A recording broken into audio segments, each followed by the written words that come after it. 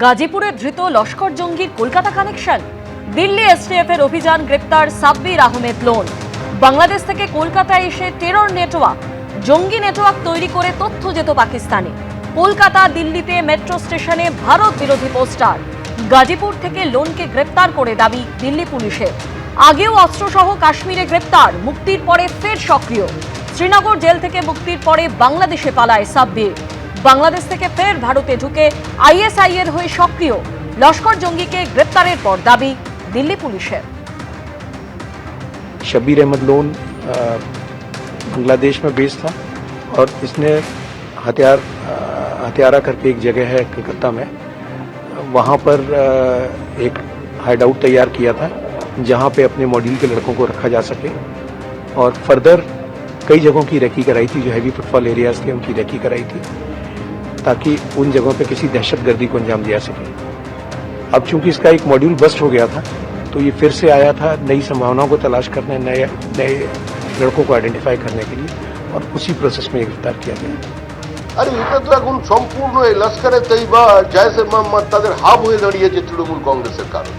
পশ্চিমবঙ্গের আভ্যন্তরীণ নিরাপত্তা শুধু বিঘ্নিত হয়নি, পশ্চিমবঙ্গের কারণে গোটা দেশের আভ্যন্তরীণ নিরাপত্তা বিঘ্নিত হচ্ছে। আর এগুলো বাংলাদেশি সব উপার থেকে আসছে।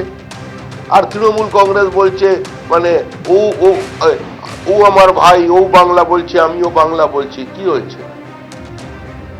আমরা দুই ভাই শিবের গাজন গাইয়ে হয়ে তৃণমূল ঢোকাচ্ছে তাদের।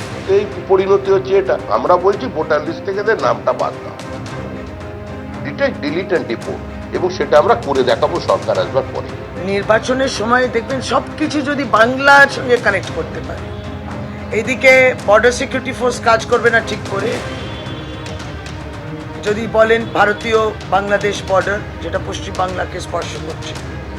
আর ওইদিকে কাশ্মীরের ওখানে বর্ডার গার্ড করতে পারবো না, ওখানে পেহেলগাঁও তো ঢুকে যাবে উগ্রবাদীরা, ঢুকে মেরে মারবে ভারতীয় নাগরিককে, পর্যটকদের মারলো, ফিরেও গেল, কিন্তু কিছু হলো। দিল্লি রাজধানী অবধি চলে এলো। এখন লস্করকে ধরলাম, এই করলাম, এবং তার বাংলা কানেকশন, যেহেতু বাংলা নির্বাচন, ওই দিল্লিতে চলে এলো টেরোরিস্ট, ওখানে ব্লাস্ট হলো, পার্লামেন্টের উপর আক্রমণ হলো, পার্লামেন্টের ভিতরে ঢুকে গেল অন্য একজন এমপির পাস নিয়ে। দিল্লি কি সিকিউর? আমাদের বর্ডার্স কি আদৌ সিকিউর? উস্কানির অভিযোগে মমতা বন্দ্যোপাধ্যায়ের প্রচার বন্ধের দাবিতে লাগাতার চাপ বাড়াচ্ছে বিজেপি।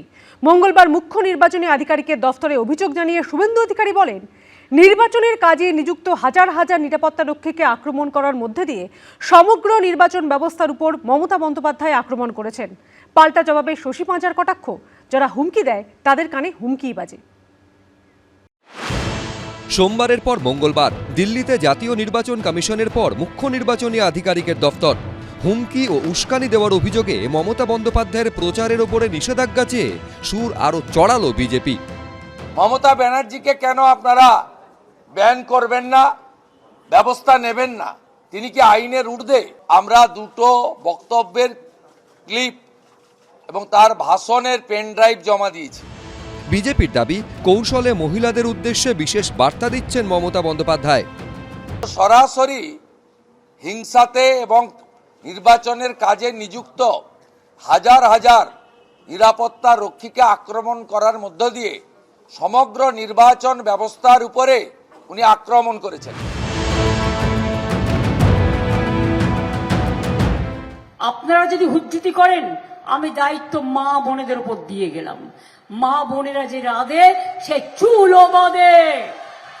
ইলেকশনের দিন, কাউন্টিং এর দিন যদি কেউ কোনো ফোর্স সাপ্লাই করে, আপনারা জোট বাঁধবেন, রুখে দাঁড়াবেন, আর যার যা বাড়িতে আছে তাই নিয়ে বেরোবেন। তৃণমূল নেত্রীর আরও একটি পুরনো বক্তব্যের প্রসঙ্গ টেনে তার প্রচার বন্ধের দাবি জানিয়েছে বিজেপি। এসব করতে যেও না, নির্বাচনের পরে পোস্টার লাগিয়ে বলতে হবে, আমি বিজেপি করি না, আমি বিজেপি করি না, আমি বিজেপি করি না। 2021 সালে পোস্টপল ভায়োলেন্সের নেতৃত্ব দেওয়া মমতা বন্দ্যোপাধ্যায় তিনি আবার নতুন করে বিশ্বের সর্ববৃহৎ রাজনৈতিক দল যারা দেশ চালাচ্ছে তার কর্মী সমর্থকদেরকে সরাসরি খুনের হুমকি দিচ্ছেন এই বক্তব্যের মধ্য দিয়ে। পাল্টা জবাব দিয়েছে তৃণমূল। মুখ্যমন্ত্রী কবে খুনের হুমকি দিয়েছে? আরে হুমকি তো দিলীপ ঘোষের কাছ থেকে শিখবেন, শুভেন্দু অধিকারীর কাছ থেকে শুনবেন, অর্জুন সিং এর কাছ থেকে শুনবেন। যারা হুমকি দেয় না তারা সবসময় কানে হুমকি বাজে তাদের, এবং তাই শোনে, নিজেদের হুমকিটাই নিজেরা শুনছেন। তা মহিলাদের তারা বাদ যাবেন, মহিলারা প্রতিবাদ করবেন না, চুপচাপ বসে থাকবে। ভোট যত এগিয়ে আসছে কমিশনে অভিযোগ পাল্টা অভিযোগের বহর ততই বাড়ছে। রুমা পাল, হিন্দোল দে, প্রকাশ সিনহার রিপোর্ট, এবিপি আনন্দ। বদলি হওয়া একাধিক পুলিশ অফিসারের বিরুদ্ধে এবার কমিশনে গিয়ে অভিযোগ জানালেন শুভেন্দু অধিকারী। এমনকি বিনীত গোয়েলের বিরুদ্ধে ফোনের লোকেশন ট্র্যাক করারও অভিযোগ তুলেছেন তিনি। শুভেন্দু অধিকারীর অভিযোগের প্রেক্ষিতে বিনীত গোয়েলকে ফোন করা হলেও যোগাযোগ করা যায়নি।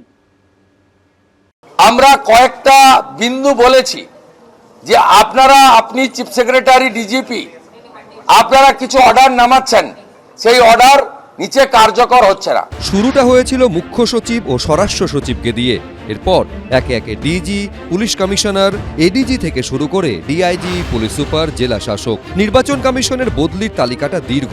এবার বদলি হওয়া একাধিক পুলিশ কর্তার নাম ধরে ধরে নির্বাচন কমিশনে গিয়ে অভিযোগ জানিয়ে এলেন Suvendu Adhikari. Manoj Verma, director of security, তিনি কিভাবে সব রাস্তা বন্ধ করে দিচ্ছেন। এসটিএফ এ বসে থাকা জাভেদ শামীম, আইবিতে বসে থাকা বিনীত গোয়েল কেন এখনো শ্রমিক ভট্টাচার্য, শুভেন্দু অধিকারী থেকে শুরু করে মন্ডল স্তরের বিজেপি কার্যকর্তার ফোন এবং লোকেশন ট্র্যাক করছে। শুভেন্দু অধিকারীর এই অভিযোগের প্রেক্ষিতে আইপিএস অফিসার মনোজ ভার্মা কোনো মন্তব্য করতে চাননি। আর এক IPS officer Javed Shamim phone ধরেননি। বিনীত গোয়েলকে ফোন করা হলেও যোগাযোগ করা যায়নি। এই সমস্ত ট্রান্সফারের পিছনেও কিন্তু বিজেপি রয়েছে।